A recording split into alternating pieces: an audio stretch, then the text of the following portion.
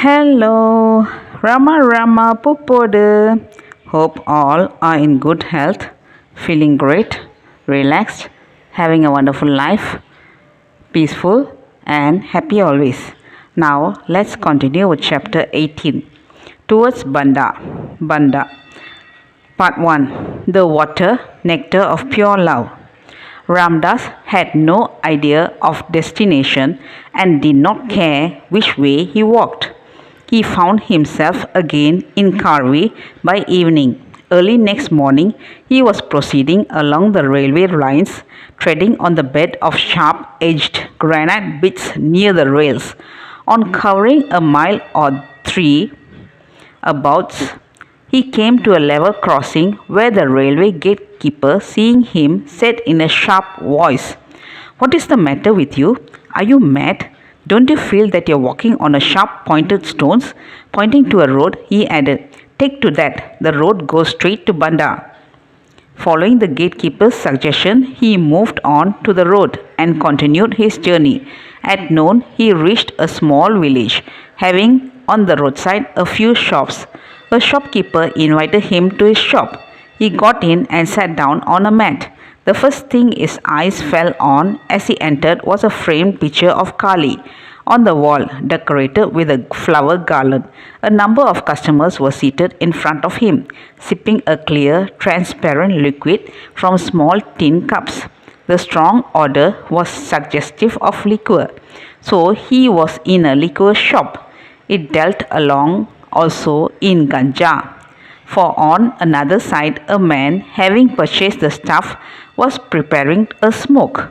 The shopman also prepared a chillum of ganja and lighting it, offered it to him. It was taken for granted every sadhu smoked ganja. He was not used to chillum or the country pipe. He apprised the dealer of the fact and begged to be excused. "I will teach you how to manipulate the chillum," he said in a kind tone. In a trice, Ramdas was trained. He had a few puffs at the pipe. An hour later, the kind shopkeeper provided him with a meal. At about 3 o'clock, he left the village and continued the journey. At dusk, he gained a small hamlet. On the roadside, below the trees, was an enclosure made of high stone benches. He got a perch upon one of them. Usually, one meal a day sufficed him. He had no carving for food in the night, but today he had a distinct feeling of hunger. The ganja smoke, although it did not affect him in any other way, created this feeling. He spoke of it. To whom could he do so but to Ram? 5 minutes had not elapsed when a lad of about 14 ran towards him and, leaping on the slab on which he was sitting, drew close to him and said, "I want to give you a meal. What would you have?" "Rice and milk," Ramdas replied. Ramdas was not surprised at his offer. His life had been replete with a series of such surprises. Ram's nursing hand was visible to him everywhere. The lad disappeared and returned 2 hours later. He escorted Ramdas to his cottage, and his kind mother served him with rice and milk. On finishing the meal, he regained the seat on the stone slab. Night passed. Next day, he continued his journey. It was midday. The still air was burning hot. He went barefooted and bareheaded. For him, suffering was joy. His supreme indifference to physical comforts had transformed every emotion of his into ecstasy. Thus, bathing in the burning glory of the sun, he walked on. Now, a passing cartman accosted him. "Maharaj, the sun is hot. On your left, a furlong away in the fields, there is a small ashram of Sadhu Ramdas ji. Go there." Ramdas, turning to the direction pointed by the cartman, made for the ashram. Here he met a very old sadhu. He was kind and affable. Ramdas had a bath at the well, a simple meal, and rest for an hour on a shaky bench. Again he marched on. At sunset, he found himself in the midst of a jungle. He always felt a peculiar feeling of exultation when he was alone in the jungles at night. He repaired to a place beneath a large tree for spending the night. He laid himself down on a rough ground. In less than 5 minutes, he had a shower of birds' drippings from the branches of the tree. Then he moved into the open and reclined on the soft grass. The moon was up. Its cool rays illuminated the forest. The light filtering through the leaves and branches of the trees formed on the ground below beautiful spangled designs, and the forest seemed as it were covered with a multi-petalled carpet. The air was cool and soft, breeze was blowing. The silence of the night was broken now and then by the flapping of huge bats that flew from tree to tree and the distant hoots of owls who were holding their nocturnal discourses. The night passed in wakefulness and bliss. Next day, again at midday, he was stopped on the road by another cartman, who directed him to a temple close by. He said that Ramdas would do well to have the darshan of a sadhu named Kamtanath, who resided in the temple. The time was about 1 o'clock afternoon. The temple was about 50 yards from the road.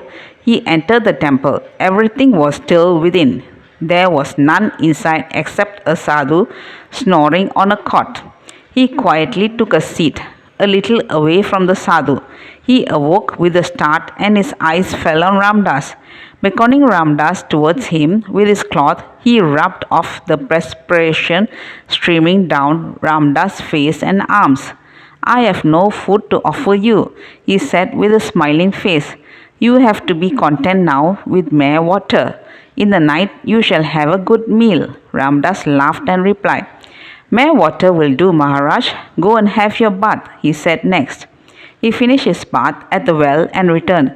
The sadhu then, taking him by the arm, led him towards the main room of the temple where gaudily decorated images of God were kept. Then, leading him to the narrow passage, he made him sit on a mat. Going into an inner room, he brought a bowl of dal and a thick roti. Sitting down beside Ramdas, he mixed the roti in the dal curry and suddenly thrust a lump of it into his mouth. Ram indeed has his own unique ways of feeding Ramdas. As he swallowed, he forced lumps of food into his mouth one after another until he was overfilled. Coming out, they sat on the cot, his arm round Ramdas' neck. He was simply gushing with love. You shall stay here for some days, won't you? He asked. No, Maharaj. Ramdas is starting presently, answered Ramdas in an appealing tone. I am not willing you to go. I want you to be with me for at least 4 or 5 days, he said, compressing his lips. To argue with him seemed to be useless, so Ramdas remained silent. You see, the sun is still hot. Have a nap, he said, and lying at full length on the cot, fell asleep. Ramdas waited for some minutes and, finding that the sadhu had fallen asleep, slowly got up and walked out of the temple on tiptoe, as he did in the Pilikoti ashram. As soon as he came out on the bypath, he ran at full speed until he gained the main road. A few miles ahead, he came across a bullock cart. At the sight of him, a man jumped out of the cart and, drawing near him, pleaded, Maharaj, do take a seat in my cart.